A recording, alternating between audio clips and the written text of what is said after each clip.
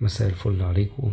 احنا معانا مجموعة أسهم من التعليقات اللي جتنا على اليوتيوب، ولو أي حد عنده أسهم قلقان منها ممكن يكتبها لي في الكومنتات واحنا بنحللها زي ما انتم شايفين كده. معنا أول حاجة سهم كيما زي ما احنا شايفين على الفريم الأسبوعي. الاتجاه العام صاعد على الفريم الأسبوعي دي، يعني حوالي من سنة تقريبا. على فكرة المنظر اللي انت شايفه ده سنة.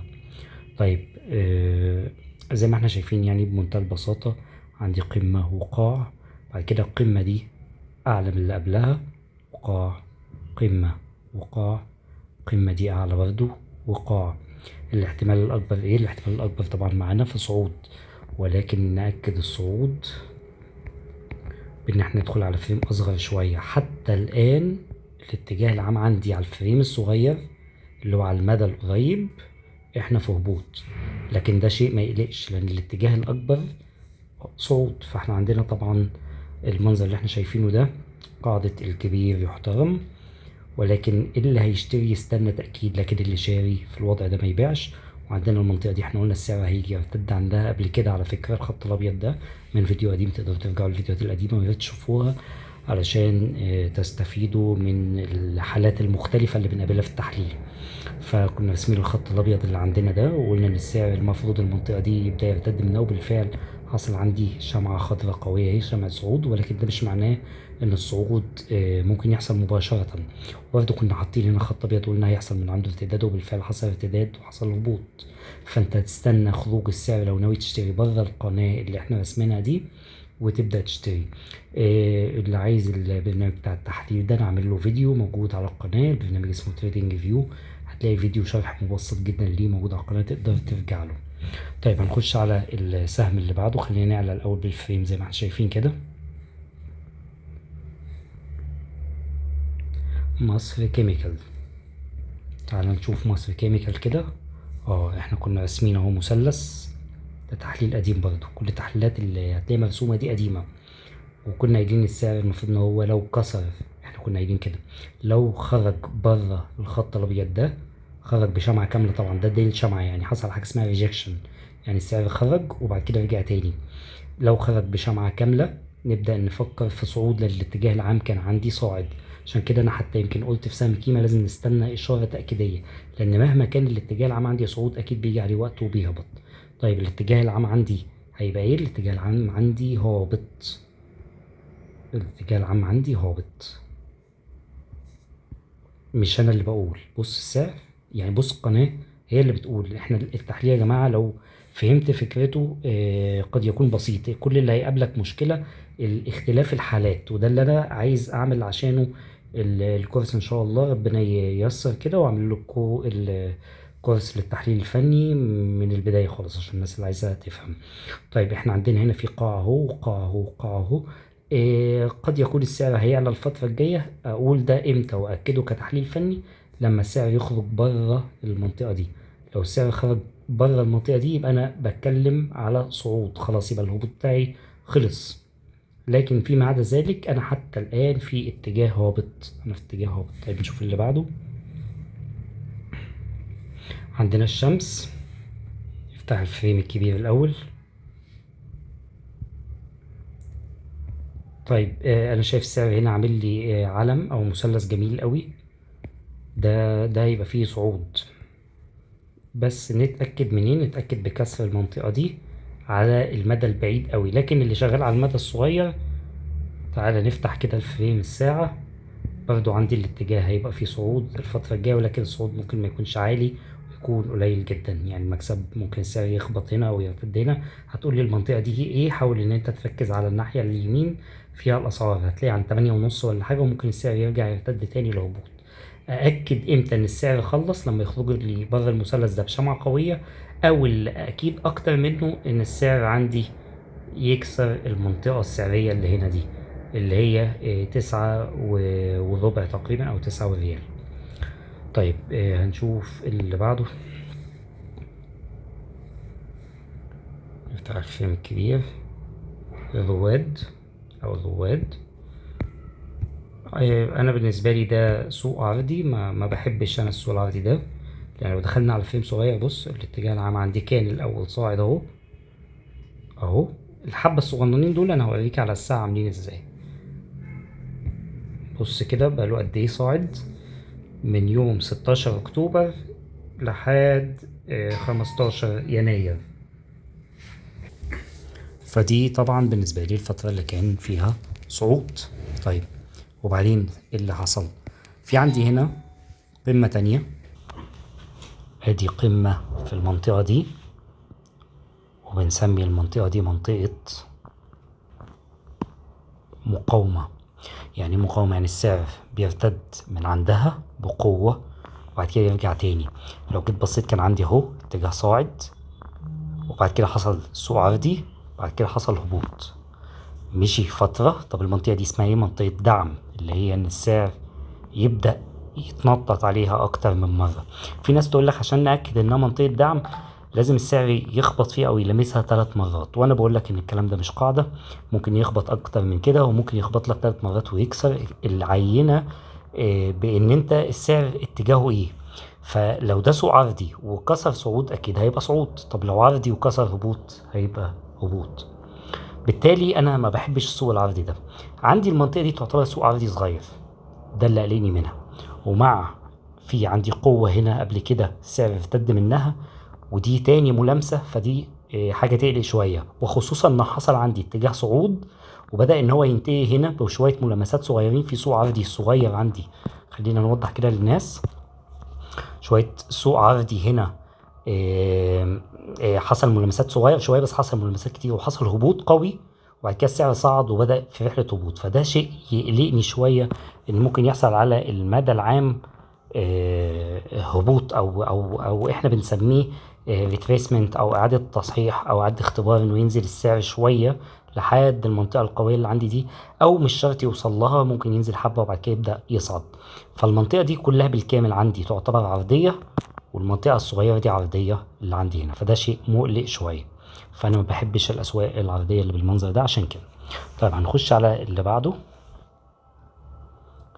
ده كنا محللينه مصير اتصالات، وقلنا ان احنا لو عندنا شراء في سقف القناة كده احنا ما بنحبوش. وبالفعل لو جينا فتحنا السفرين الصغير بدأ السعر ان هو خلاص بيحاول ان هو بدل ما كان مديني اتجاه صاعد، بدأ يمشي عرضي فترة وعمال يكسر الهبوط، فده شيء يقلق شوية. فانا ما برضو بالنسبة لي المصير اتصالات ما اشتريش حاجة من فوق كده، انا بشتري من تحت يا جماعة، بشتري الحاجة رخيصة وابيع بالغالي، ما اشتريش بالغالي وابيع بالرخيص. لو انت مش فاهم تحليل فني ما تشتغلش الا لما تتعلم تحليل فني، علشان ما تقعدش تخسر فلوسك وتلاقي نفسك اول ما بتشتري السهم السعر ينزل عليك، واول ما تبيعه تلاقي السعر طلع وتحس ان انت المشكله ان انت منحوس والكلام ده. كل الكلام ده مفيش حاجه اسمها كده، انت مش فاهم تحليل فني ومش فاهم سوق بورصه وبتشتري وخلاص. فطبقا لفلان قال وفلان عاد، كل الكلام ده يا جماعه غلط جدا. كل الكلام ده هو اللي بيسبب ان انت بتخسر. في خسائر في البورصة طبعا، لكن الفكرة في البورصة ان مكاسبنا يكون او تكون اكتر من الخسائر. طيب نخش على اللي بعده ETRS او Egyptian Transport. حصل اللي احنا قلناه اهو، ده تحليل احنا كنا عاملينه يا جماعة. ارجعوا يا جماعة الفيديوهات لو مش مصدقيني، انا ما بغيرش حاجة، الفيديوهات دي مثبتة موجودة عندكم على اليوتيوب بتواريخها. ادي عندك اهو كان وقت هتصاعد اهو وكسر الهبوط. طيب الفترة الجاية هيحصل ايه؟ تعال نفتح بقى الفيلم الكبير ونتفرج كده عشان نقدر ان احنا نحدد ايه اللي هيحصل. بص كده نعيد تاني عشان اللي اول مرة يسمعنا، مع اني انا افضل كل الناس تتفرج على اغلب الفيديوهات الموجودة عشان تستفيد اكتر. عندي منطقة دعم اهي، السعر قاعد ينط من عليها كذا مرة، يطلع ويرتد ويطلع ويرتد. كل الناس اللي اشترت من هنا بتبيع فوق، الناس اللي خبيرة في البورصة اللي بيشتري هنا بيبيع فوق. طب اللي اشترى من هنا السعر كان ب2 جنيه مثلا، وصل مع ال5 جنيه، هيستنى ايه تاني؟ اكيد هيبيع. يعني السعر ده اكتر عنده، كسب اكتر من 100%. طب هيستنى ايه تاني؟ فبالتالي هيحصل كل الناس الحتة دي كلها اسمها منطقة تجميع اسعار. كل الكلام ده الناس دي عمالة تشتري وتبيع، وفي ناس بقى بتحتفظ طبعا اللي فاهمة اكتر، واول ما السعر بيطلع كل اللي انت شايفه ده هيبيع فجأة، فتلاقي هبوط قوي هنا. ده التحليل اللي بيقوله. طب افرض السعر صعد والسهم صعد، انا بقول لك وجهة نظري التحليلية مش اكتر. احنا للمرة المليون لو عارفين ايه اللي هيحصل ومتأكدين كان زماننا عملنا ملايين بالبورصة. عندي هنا رايا كونتاكت سنتر فيها صعود.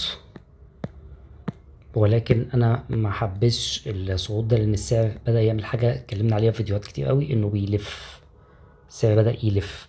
يعني ايه بيلف؟ يعني السعر كان طالع، بصوا معايا كده، كان طالع بقوة ونزل بضعف. طالع بقوة اعلى من الضعف ده لكن اقل من القوة اللي قبلها، ونزل بضعف مساوي لنفس القوة. بعد كده طلع بقوة ونزل بضعف يعتبر مساوي لنفس القوة. معنى كده ان السعر في فكرة او في رحلة ان هو يبدأ يعمل انعكاس او يعمل هبوط. فالمنطقة دي بتبقى مقلقة شوية للشراء. على المدى القريب تتوقع ايه؟ اتوقع انه هيصعد بس مش هيصعد كتير، اخرك يعني لحد 6.5 والمفروض تخلع، يعني ده وجهة نظري. طيب هنشوف اللي بعده كيو ام بي او كيو ام بي ايه عشان التيكر بتاعه الكود بتاعه. يا جماعه الاكواد بتبقى فوق اهي وتحت اهي، والاسم هنا، عشان في ناس بتقعد تقول لي قول الاسم وبتاع، انا ببقى مركز معلش في التحليل، بحاول على قد ما اقدر ان انا اركز في الاسامي. ده عندي علم حلو قوي قوي بس ما اشتريش دلوقتي، لكن هو حلو جدا على كيو ام بي اهو. لما السعر ده يكسر فوق هنا بشمعة قوية وتثبت، ما تعمليش ديل زي ده كده، تثبت ممكن ان انت تشتري. هتبقى عندك صفقة ممتازة في كيو ام بي. مشكلتي الوحيدة في كيو ام بي لو جيت بقى بصيت على الفريم الاسبوعي هتلاقي ان هو صاعد بقاله كتير قوي. فهنرسم قناة عشان نتأكد من الماركت ستراكشر، نعرف بنية السوق. هل الصعود الكتير قوي ده هيأثر على السوق ولا لا؟ هل خرج بره القناة؟ لا، ما خرجش بره القناة. يبقى عندي برضو انا الاتجاه مستمر الى ان يثبت العكس. لو كسر العلم الصغير اللي على الفريم بتاع الاربع ساعات او بتاع الساعة ده، تقدر ان انت تاخد هبوط. هنشوف اي جي تي اس، عندي فيه صعود حصل اهو. بص نفس فكرة العلم اللي كنا بنتكلم عليها بس بمنظر تاني. علم اهو يعني صاعد، دي سرية العلم، خلينا نرسمها للناس كده نحاول نفيد الناس على قد ما نقدر. صاعد، بعد كده السعر عكس كده شوية في منطقة محددة، مش عكس بنفس القوة دي، في منطقة محددة. بعد كده كسرها بشمعة قوية، بص شمعة قوية اهي. وبعد كده رجع عمل ريفريسمنت او اعادة تصحيح او اعادة اختبار هنا، وهيبدأ السعر صاعد. الصفقة دي انا شايف انها ممتازة. انا شايف ان الصفقة دي ممتازة. عندك على الفريم الصغير اهو في قناة صغيرة، خليني افتحها لكم. ما بحبش اعمل كده قوي وقلت كتير بس معلش عشان تبقى واضحة للناس. بصوا كده على الفريم الصغير على 5 دقايق، عندي الاتجاه بيقول لي انا صعود. انا ما بعتدش بالفريمات الصغيره دي يا جماعه خالص، ولكن انا باني الخمس دقايق ده على فريم كبير اصلا واتجاه كبير، عشان الناس ما تخشش من 5 دقايق وتشتري وبتاع وتقعد تخسر. انا لما حللت على فريم صغير فانا باني اصلا على هيكليه سوق كبيره. فانا شايف ان ده كويس. ممكن حتى انت لو اشتريت ينزل عليك حاجه عبيطه قوي وبعد كده يصعد، لان انا عندي المنطقه اللي هي اللي هنا دي كده. خليني اوضحها لكم. الخط الابيض الموازي للبرتقاني اللي هنا ده، المنطقة دي اللي هي تعتبر منطقة الدعم بتاعتي، وارد السعر يوصل لها او يوصل لحد فوقيها بشوية ويرتد، وارد جدا. فلو هتشتري ما تقلقش منه، هو كويس جدا. نشوف اللي بعده. احنا هناخد الاسهم معانا على دفعتين، لان احنا مش اعتقدش الفيديو هيسمح بده، هيبقى طويل قوي. فعشان ما حدش بس يتضايق، احنا بنحاول نحل على قد ما نقدر، بنحاول نساعد الناس. انا شايف برضو وجهة نظري نفس القصة بتاعت سهم ما فات، انا مش فاكر هو ايه. عندي منطقة هنا، خد بالك لما برسم خط هو مش خط، هو منطقة كاملة. يعني خليني احاول اوضحها لكم كده. منطقة كاملة، يعني مش شرط ان السعر يبقى على الخط بالظبط، مفيش حاجة اسمها كده. دي مش فيزياء ولا رياضيات. خلاص، ده بيبقى تحليل فني. انا شايف السعر ممكن يبدأ يمشي في الحتة دي عرض شوية ويبدأ يرجع يرتد تاني. طيب انا وجهة نظري حتى الان هو ايه؟ على الفريم اليومي احنا صاعدين اهو، ولكن السعر عند سقف قناة عمل ديول شموع اللي بنسميها ريجكشن، وعمل نموذج بنسميه راس وكتفين بس لسه ما اكتملش. فهنفتح فريم الساعة عشان تشوفوه. راس وكتفين اهو، السعر كان طالع بقوة وارتد، ادي كتف، بعد كده ادي الراس، بعد كده ادي الكتف التاني. لسه النموذج ما اكتملش عشان اكد انه هيهبط. ولكن صفقة زي دي انا ما ادخلهاش. انا لو اشتري من هنا. فنشوف نهر الخير، نشوف اللي بعده. نفتح الفريم الكبير عشان الرؤية توضح. نحب نعمل زوم اوت كده ونبعد عشان نشوف. هو الاتجاه العام صاعد طبعا، ولكن انا عندي لسه في الهبوط القوي ده لسه ما خلصش. ممكن نبدأ نفكر امتى؟ لما نهر الخير يكسر لي سعر واحد مثلا 53 أو 54، يبقى كده عندي هيبقى فيه صعود إن شاء الله قوي جدا. سهم الخير من الأسهم الكويسة. خليني أرسم لكم على فريم الساعة كده. أدي الهبوط أهو، أدي القناة الهابطة أهي عندي. السعر بدأ يكسر القناة أهو. نأكد منين؟ لما يكسر القمة الأخرانية دي نبدأ نقول يكسرها طبعا بشمعة قوية زي ما اتفقنا، أو مجموعة شموع خضرا كتير جنب بعض أو ورا بعض بمعنى أصح. ساعتها نبدأ نقول إن هو هيحصل فيه صعود. طيب هنشوف مصر الألمنيوم. كنا محللينه اهو صاعد، كنا راسمين قناة. ده واضح انه من فترة يعني، وبعد كده قلنا ان هو المفروض بيرتد من هنا، وفعلا بالفعل عشان كده منحبش نشتري سقف قناة. حصل عندي هبوط، لسه هيحصل هبوط صغير على فكرة، بس ما تقلقش منه. ده اتجاه عام صاعد، لسه هيحصل لك ممكن شوية هبوط صغيرين. ده لو حصل يعني يحصل هبوط صغيرين، بعد كده هيكمل صعود. هيتأكد الصعود بكسر المنطقة دي اللي هي سعر 113.5 تقريبا. ساعتها نبدأ نقول إنه خلاص هو كده هيصعد 100%، أو بلاش 100% عشان تزعل الناس، 60-70% اللي هو أقصى احتمالية للتحليل. هنشوف بالم هيلز. نفتح فريم كبير شوية. طاير فوق، وأنا مبحبش الحاجات اللي طايرة دي، بيحصل ريجكشن وبعد كده هبوط. منصحش بالشراء هنا. بايونيرز نفس القصة. بص اللي بيبقى فوق ده بينزل ازاي اهو. خليني نرسم، عشان كده بقول انا ما بحبش الحاجات اللي كده. اتجاه عم صاعد صاعد، ولكن هينزل عليك شويه وانت هتقلق وهتروح تبيع بخساره. انا ما بحبش الحاجات اللي بتبقى طايره قوي فوق كده، بيحصل هبوط بعدها. طيب الفريم الصغير بيقول ايه؟ الفريم الصغير بيقول لك لما يبقى، خليني ارسمها لكم احسن. شايف اللي هو السعر كان نازل اهو، بعد كده عمل صعود اهو. لما يبقى بقى يخلص الهبوط، الهبوط اللي قدامنا دول، نبقى نتكلم في فكرة صعود تانية، وهيبقى صعود صغير من وجهة نظري، مش هيستمر كتير قوي. دي منطقة مقاومة اهي. بص السعر عمال يخبط فيها، وزي ما قلت هي منطقة يعني مش لازم يلمسوا بالظبط يعني. خلينا نعمل كده عشان الناس تحسها أكتر. بص كام ديل شمعة عنده، شايف قد ايه؟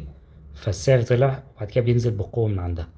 ما ثقش في الحاجات اللي زي كده يعني. كنت أفضل ان انت تشتريه من منطقة سفلية مش من فوق قوي كده لو انت شاري يعني. طيب هنشوف Egyptian Modern Education.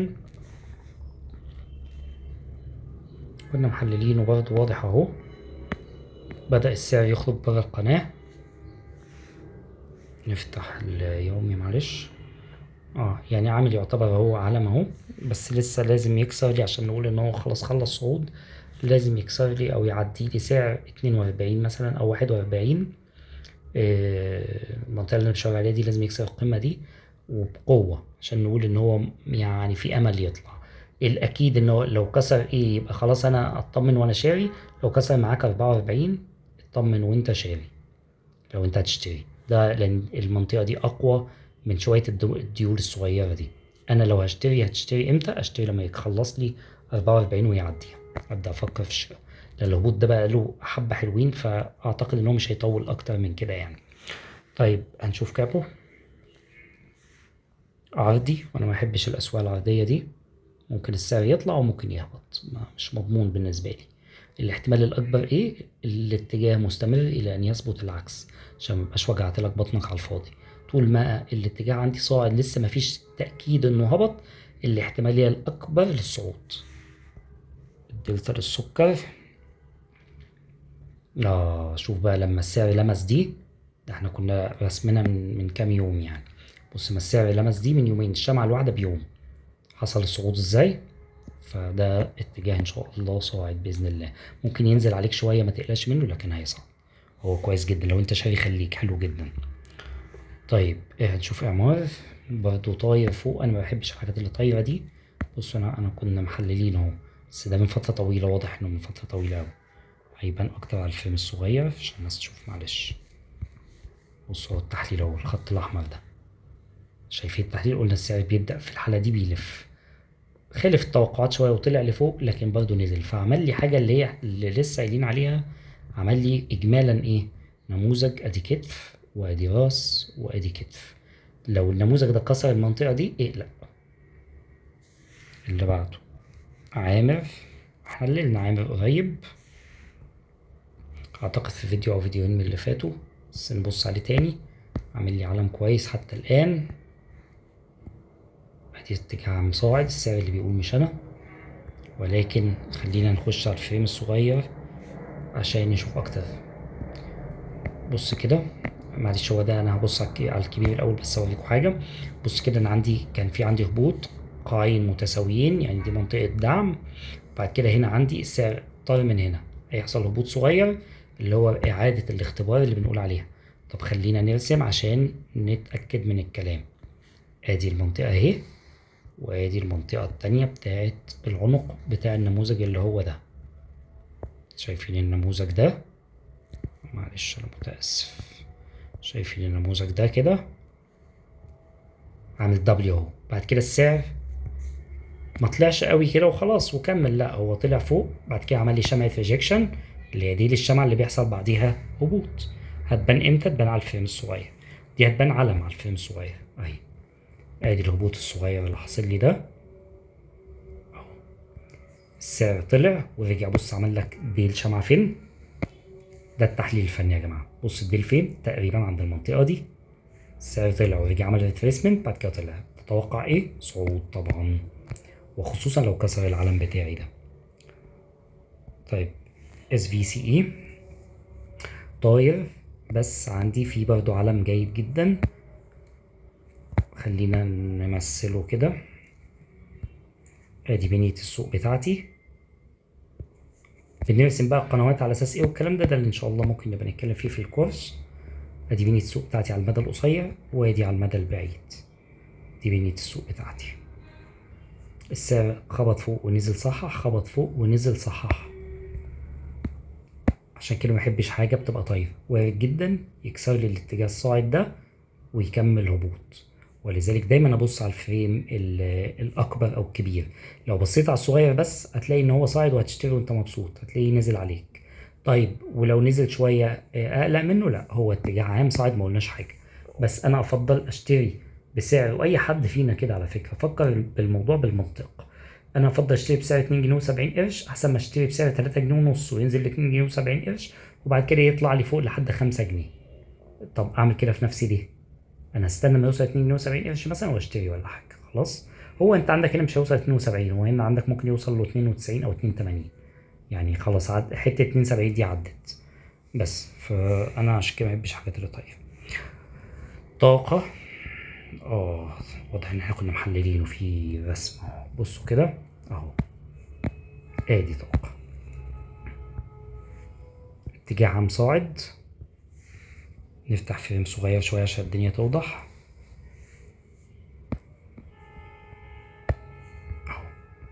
احنا قلنا ان هو المفروض هيحصل عندي صعود. حتى الان دي الفكره اللي بقول عليها، ان هو ممكن ان هو طبعا السعر كان نازل وبعد كده طلع، ممكن ان هو ينزل لك حته ولا حاجه. ما تقلقش منه، هيصعد ان شاء الله. الاحتمال الاكبر انه يصعد. هو راسم لي هنا حاجه اسمها مثلث. ادي نموذج مثلث اهو. شايفين المثلث ده؟ تتاكد من الصعود امتى؟ اول ما السعر يكسر المثلث ده بشمعه قويه، مش ديل زي ده. ودي شمعه ما كسرتش، دي شمعه داخليه. انا بتكلم شمعه زي دي كده بس تطلع بره، تتأكد انه ان شاء الله صاعد والاتجاه هيبقى معاك صعود. لو انت شاري ما تبيعوش، هو سهم كويس وعلى المدى البعيد المفروض ان هو هيصعد. كل الفكرة ان السعر كان عندي، مش عايز ابقى بعتد بده قوي لكن عايزين نتكلم على الجزئية دي عشان تفهموها اكتر. كان عندي اهو القاعين، وبعد كده شايف القمة دي السعر ده كسرها ورجع هنا، اللي هي ريتريسمنت او اعادة الاختبار او اعادة التصحيح. فعندي لو رسمنا خط هنا اهو ورسمنا زيه اللي تحت ده، هتلاقي دي منطقة دعم ودي منطقة مقاومة اتكسرت ورجع السعر صحح من عليها وبعد كده بدأ في رحلة صعود. فالاحتمال الأكبر صعود، ما تقلقش منه. ولكن لو انت لسه هتشتري ما تشتريش دلوقتي، استنى ما يكسر لك مثلا منطقة 16.5 أو حاجة، ابدأ فكر ان انت تشتري. طيب هنشوف اوراسكوم انفستمنت او استثمار، تنمية والاستثمار. كنا برضو محللينه راسمين احنا علم اهو. استنوا بقى نخش على الفيلم الازرق عشان نشوف احنا عاملين ايه. بصوا كده معايا، احنا قلنا ان هو لو كسر القناة دي هيبقى فيه صعود. انا لسه عند كلامي، السعر ده غالبا هيصعد، وتتأكد امتى لو ناوي تشتري لو كسر معاك 45 قرش. طمن واشتري بنسبة 70-80%، هيبقى فيه صعود في الحالة دي. باقي الأسهم هنكملها الفيديو الجاي، لأن الفيديو ده طول أوي بقى 25 دقيقة. وشاكر جدا لاهتمامكم ومتابعتكم، وأرجو الناس تعمل لايك وتعمل شير للفيديو على الجروبات عشان الناس أكتر تستفيد. احنا بنحاول نفيد الناس على قد ما بنقدر. شكرا ليكم.